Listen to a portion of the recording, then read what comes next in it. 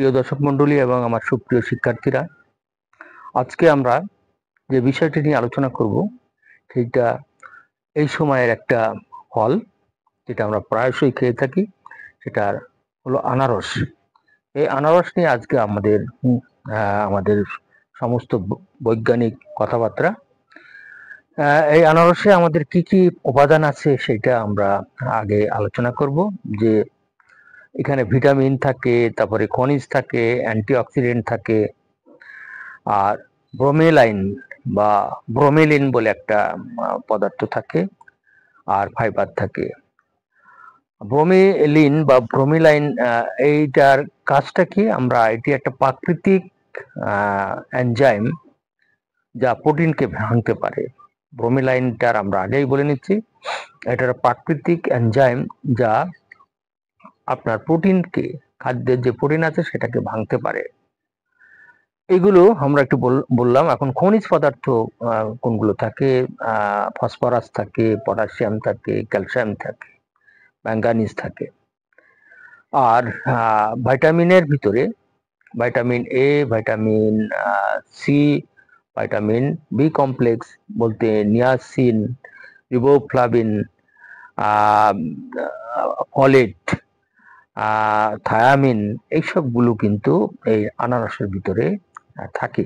এবং আমরা জানি যে আমাদের আগের ভিডিওতেও আমরা থায়ামিনের কাজ কি, নিয়াসিনের কাজ কি, ফলেটের কাজ কি, এগুলো আমরা বলেছি। আমরা এরপরে চলে যাচ্ছি যে জৈব অ্যাসিডের ভিতরে কোনগুলো থাকে। জৈব অ্যাসিডের ভিতরে থাকছে ascorbic acid, malic acid, citric acid, oxalic acid, quinine acid. Quinic যে অ্যাসিডটা আছে সেই কুইনিক অ্যাসিডের আমরা সংকেত গ্লুকোজের মতোই, শুধু এইচ C7H12O6 C7, আর গ্লুকোজের ভিতরে ছিল C6।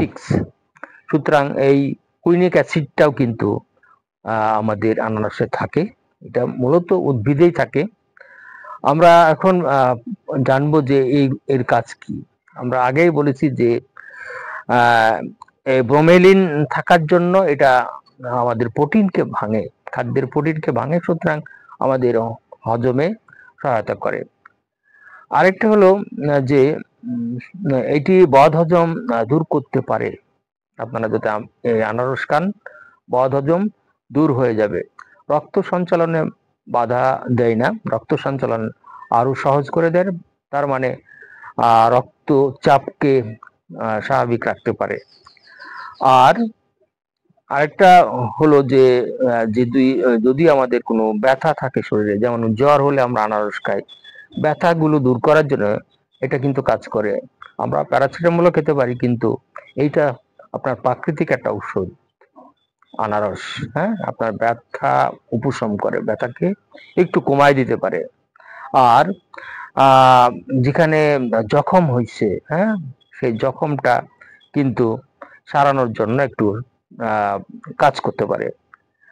আর আফটার অল, দাঁতের যে সার্জারি করার পরে এটা যদি আমরা একটু খাওয়া যায় তাহলে কিন্তু ভালো হয়। কারণ হলো ভাইটামিন সি আছে এখানে।